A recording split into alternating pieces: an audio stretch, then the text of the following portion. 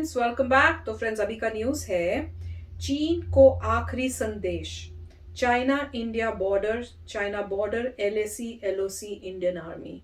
तो चलो देखते हैं क्या है ये वीडियो शुरू करने से पहले अगर आप चैनल पर नए हो और आपने अभी तक सब्सक्राइब नहीं किया तो जल्दी से पहले सब्सक्राइब के बटन और बेल आइकन को क्लिक कर लो ताकि आपको हमारे सारी न्यू वीडियोस के नोटिफिकेशन मिल जाए जैसे हम अपलोड करें। अगर आपको वीडियो पसंद आता है प्लीज लाइक एंड शेयर। चलिए शुरू करते हैं। चीन के दोहरे चरित्र के बारे में कौन नहीं जानता। और एक तरफ चीन LAC पर तनाव कम करने के लिए भारत से बातचीत करता है और दूसरी तरफ पूर्वी लद्दाख में सैनिकों के लिए टेंट लगा रहा है।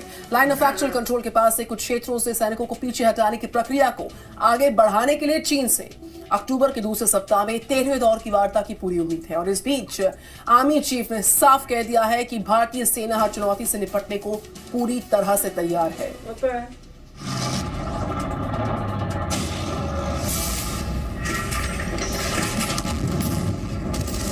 The troops that are needed to counter any threat. दुनिया की कोई भी ताकत भारत की एक इंच जमीन को कब्जा करने की कोशिश करेगी, हमारी सेना के जवान उसका मुंह तोड़ जवाब देंगे। बातचीत से बनेगी चीन से बात। चीन के खिलाफ कूटनीति चलेगी या कूटनीति?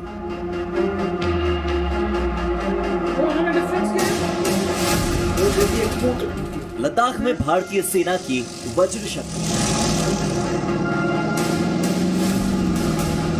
लद्दाख में LAC पर चीन लगातार तनाव बढ़ाने में लगा है। इस बीच पूर्वी लद्दाख में लंबे समय से जारी सैन्य गतिरोध को खत्म करने के लिए भारत और चीन के बीच 13वें दौर की बातचीत अगले हफ्ते होने की संभावना है। इसमें पूर्वी लद्दाख के उन इलाकों से सेना हटाने पर विचार होगा जहां अब भी दोनों ही देशों की सेना तैनात है। भारत और चीन दोनों ही देशों के बीच कोर कमांडर स्तरीय वार्ता होनी है। सूत्रों के मुताबिक बातचीत का समय और स्थान अगले 3 से 4 दिनों के बीच तय होने की उम्मीद है। वार्ता के दौरान वास्तविक नियंत्रण रेखा के नजदीक बने ठिकानों से सेना को हटाने पर विचार होगा। हॉट स्प्रिंग्स और कुछ अन्य क्षेत्रों से सेना वापस बुलाने पर भी चर्चा होगी। इस बीच सेना प्रमुख जनरल MM नरवणे ने कहा है कि उम्मीद है कि अक्टूबर के दूसरे सप्ताह में चीन से 13वें दौर की बातचीत होगी और हम इस बात पर आम सहमति पर पहुंचेंगे कि डिसएंगेजमेंट कैसे करना है। The last 6 months or so has been quite normal.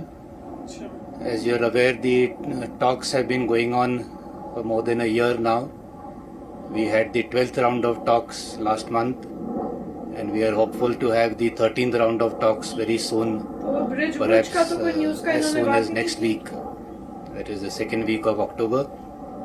We are confident that as we discuss things with each other, and we will be able to reach consensus on how this disengagement is to take place, and by all the friction points will get resolved.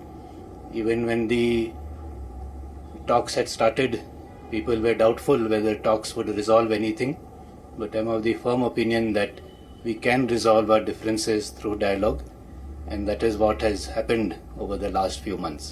So I'm very hopeful that we will be able to achieve some results. इस बीच LAC पर चीन की चालबाजियों से निपटने के लिए भारत ने भी अपनी तैयारियां तेज कर दी हैं। LAC पर चीन की सेना को मुंहतोड़ जवाब देने के लिए पूर्वी लद्दाख के फॉरवर्ड एरिया में भारतीय सेना ने K9 स्वचालित हॉवित्जर रेजिमेंट को तैनात किया है। K9 वज्र 155 मिलीमीटर हॉवित्जर तोप लगभग 50 किलोमीटर की दूरी पर मौजूद दुश्मन के ठिकानों पर हमला कर सकती है और ये तोपें ऊंचाई वाले इलाकों में भी काम करती हैं। इसका फील्ड ट्रायल बेहद सफल रहा है। एक जगह तो डिसएंगेजमेंट बोल रहे हैं, वापस जाना का बात। पूर्वी लद्दाख के 2 दिवसीय दौरे के दौरान सेना प्रमुख MM नरवणे ने चीन को चेतावनी भी दी। जनरल नरवणे ने कहा कि भारतीय सैनिक पूर्वी लद्दाख में किसी भी अप्रत्याशित स्थिति से निपटने के लिए हर संभव तरीके से तैयार हैं। The Chinese have deployed in considerable numbers all across eastern Ladakh, and not only in eastern Ladakh but all across the northern front, right up to our eastern command also. So definitely there has been an increase in their deployment in the forward areas, which remains of course a matter of concern for us. but we are regularly monitoring all their movements, and based on whatever inputs we get, we are also carrying out matching developments both in infrastructure as well in terms Good. of the troops that are needed to counter any threat. Good. So we are, I think, at the moment quite well poised to meet any eventuality. सेना प्रमुख ने दो टूक शब्दों में चीन की सैन्य रणनीति को लेकर कड़ा संदेश दिया। जनरल एमएम नरवणे ने 5 बड़ी बातें कही और उसे समझ लेना यहाँ पर बहुत जरूरी है। पहली बड़ी बात तो यह कि चीन ने पूर्वी लद्दाख में भारी संख्या में सैनिकों को तैनात किया है। दूसरी बात यह कि उत्तरी मोर्चे पर भी चीन ने तैनाती बढ़ा दी है। तीसरी बड़ी बात कि एलएसी पर चीन की गतिविधियां चिंता का विषय बनी हुई हैं। जनरल नरवणे की चौथी बड़ी बात यह कि भारतीय सेना भी चीन के मुकाबले के लिए तैनाती कर रही है और सैन्य इंफ्रास्ट्रक्चर को और भी मजबूत किया जा रहा है। और पांचवी बड़ी बात यह कि भारतीय सेना हर चुनौती से निपटने की क्षमता रखती है। तो एक तरफ तो चीन बातचीत की पहल कर रहा है और दूसरी तरफ एलएसी पर अपने सैनिकों की संख्या बढ़ा रहा है। हालांकि पिछले कुछ समय से चीन की हरकतों पर नजर डालें तो उसके नापाक मंसूबे साफ साफ पता चल जाते हैं। चीन की चाल बताती है कि वो पूर्वी लद्दाख में तनाव कम करने और सैनिकों को पीछे हटाने के मूड में बिल्कुल भी नहीं है। चीन एलएसी पर तेजी से इंफ्रास्ट्रक्चर बढ़ा रहा है। हाल ही में उसने पूर्वी लद्दाख में अपने सैनिकों के ठहरने के लिए मॉड्यूलर कंटेनर पर आधारित शेल्टर का निर्माण किया है। पूर्वी लद्दाख और एलएसी के करीब चीन आधुनिक हथियारों की तैनाती एयरबेसिस पर अपग्रेडेशन कर रहा है। लेकिन भारत ने भी ये तो साफ कर दिया है कि एलएसी पर चीन की सेना की हर हलचल पर उसकी पैनी नजर है और चीन को सटीक जवाब देने के लिए भारत हर मुमकिन तैयारी भी कर रहा है। इसलिए चीन भारतीय सेना के पराक्रम और शौर्य को लेकर कोई भी गलतफहमी न पाले तो बेहतर होगा। ब्यूरो रिपोर्ट, जी मीडिया। तो बहुत ही अच्छा स्टेटमेंट दिया हमारे आर्मी चीफ ने, क्योंकि बिल्कुल ठीक बोला कि आप बातचीत कर रहे हैं, हम भी रेडी हैं एंड होप करते हैं कि भाई बातचीत अच्छी तरह होगी। पर जो हो रहा है वो भी उन्होंने बता दिया कि एक्चुअली में तो वहां पे ज्यादा आते जा रहे हैं, बहुत पास आ चुके हैं। और जैसे बता रहे हैं इन्होंने तो मॉड्यूलर्स टाइप भी कुछ बना दिए अपने टेंट, रहने की जगहें बना दी हैं, टेंट वेंट बना दिए हैं और सारा अपने वेपन्स और अपने टैंक टूंग भी ज्यादा कर दिया और मॉडर्नाइजेशन बड़ी कर रहे हैं ताकि आने में हो। पर उसके बाद उन्होंने ये भी कहा कि जो वो कर रहे हैं उतना हम भी कर रहे हैं। अगर और खाली मिलिट्री वाइज नहीं, हम इंफ्रास्ट्रक्चर में भी मैच कर रहे हैं कि अगर आप यहाँ पे एक स्ट्रिप बना रहे हो तो ये लो हमारी है स्ट्रिप, अगर आपने ये किया तो ये लो हमारा। गुड। पर मैं तो कहूंगी अब धीरे धीरे जल्दी उनसे ज्यादा बना लेनी चाहिए ताकि इनको ये पता चले कि भैया हम तुम्हारे बराबरी नहीं, अब तुमसे आगे निकलेंगे। और डेफिनेटली चाइना कोई ना कोई गेम खेलेगा। अभी वो धीरे धीरे ये करके एकदम से कोई बैड न्यूज आ जाएगी, यही डर लगा रहता है मुझे कि कुछ ऐसा काम करेगा चुपके चुपके कि फिर से ऐसे लगेगा ये क्या कर दिया इन्होंने। और उसके बाद जब वो हार उनको दिखेगी कि ओ हम तो फेल हो रहे हैं, तो फिर वो दोस्ती की बात करेंगे, अच्छा नहीं ये वो। और जैसे पिछली बार ही हुआ था, अच्छा चलो अब हम पीछे जा रहे हैं, वो पीछे जाने में फिर वो काम करना शुरू कर देंगे।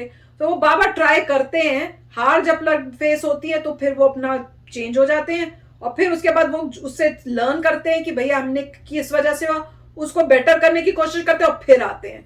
तो इंडिया को बहुत स्ट्रांग होना पड़ेगा और इंडिया को एक स्टैंड लेना पड़ेगा कि बार बार फॉरगिव नहीं करना, फॉरगिव फॉरगेट नहीं करना हमने, तो उसका बदला लेना ही लेना है। अगर आप आगे आ रहे हो आपकी जगह लेनी है हमें, अगर आपने ऐसा कुछ काम किया तो देखते हैं। अब इस बारी होप तो यही है कि इंडिया बहुत स्ट्रांग स्टैंड ले ताकि आज जो भी क्रिएट कर रहे हैं प्रॉब्लम्स वो उनको डर लगे अब अंदर से कि भैया आप हार गए तो बड़ी मुसीबत हो जानी है। बिल्कुल। तो वही पॉइंट है कि मैच नहीं करना चाहिए, सुपर मैच करना चाहिए। मतलब सुपर सीड करना चाहिए कि अगर आपने जो भी किया मुझसे ज्यादा कर रहे हैं, तो आपसे ज्यादा इंफ्रास्ट्रक्चर कर रहे हैं, आपसे ज्यादा लोग लेके आ रहे हैं, आपसे ज्यादा वहां पे जो है अपनी स्ट्रेटजी कर रहे हैं, तो मेरे ख्याल से ज्यादा करना चाहिए। और क्योंकि उनको पता लगे कि अगर हम कुछ भी करते हैं तो इंडिया तो बहुत जबरदस्त करता है। अब हमने पूरा, और उसकी वजह से ही पूरे मेरे ख्याल से हमारी आर्म्ड फोर्सेस का ओवरऑल शुरू हो गया है। अब नए प्लेन्स आ रहे हैं, पूरा का पूरा सिस्टम जो है हमारा ओवरऑल हो रहा है। तो मेरे ख्याल से उनको नजर आएगा कि ये सब करने से उन्हीं का लॉस होता है, क्योंकि हम तो और रेडी होते चले जाएंगे। आपने नहीं तो हम वैसे चुप बैठे थे, जैसे कहते हैं ना वो कौन सोता हुआ शेर था, आपने आके जगा दिया। बिल्कुल। तो काफी अच्छा उन्होंने कहा था कि हम उनको मैच कर रहे हैं इंफ्रास्ट्रक्चर में भी। इसका मतलब है हम भी फटाफट अपनी रोड्स इंक्रीज कर रहे हैं, जो भी बंकर्स बना रहे हैं, जैसे दिखाए हुए था बुलडोजर जाके कुछ ऐसे ट्रेंचेस कर रहा है, कुछ भी कर रहा है, तो वो सारी चीजें हम भी कर रहे हैं और बातचीत में बड़े बात कर रहे हैं। हाँ सब ठीक है, पीछे से इतनी सारी डिप्लॉयमेंट हो रही है, इंडिया के पास सैटेलाइट्स हैं, सब हमें क्लियरली नजर आता है, तो अच्छी बात है इंडिया मैच कर रहा है। और मेरे ख्याल से इवेंचुअली और प्रेशर करना पड़ेगा और रिसर्च एंड डेवलपमेंट में करना पड़ेगा फोकस, और वेपन्स खरीदने पड़ेंगे, बहुत ज़बरदस्त प्रेशर करना पड़ेगा, क्वाड को इंक्रीज करना पड़ेगा और जो भी ताइवान को सपोर्ट करना पड़ेगा। तो इंडिया को मेरे ख्याल से हर डायरेक्शन से पूरा उस तरह से रेजिस्ट करना पड़ेगा, हर डायरेक्शन से अटैक करना पड़ेगा जिससे प्रॉब्लम सॉल्व हो। बिल्कुल, तो अब देखते हैं आगे क्या होता है। चलो चलते हैं, मिलेंगे नेक्स्ट वीडियो में बहुत ही जल्द। Till then take care and bye bye. तो अगर आप मेरे इस चैनल पे नए हो तो जल्दी से सब्सक्राइब के बटन को हिट करो और बेल आइकन को क्लिक करो ताकि आपको मेरा जब नया वीडियो मैं लगाऊं आपको उसके बारे में जल्दी से पता चल जाए।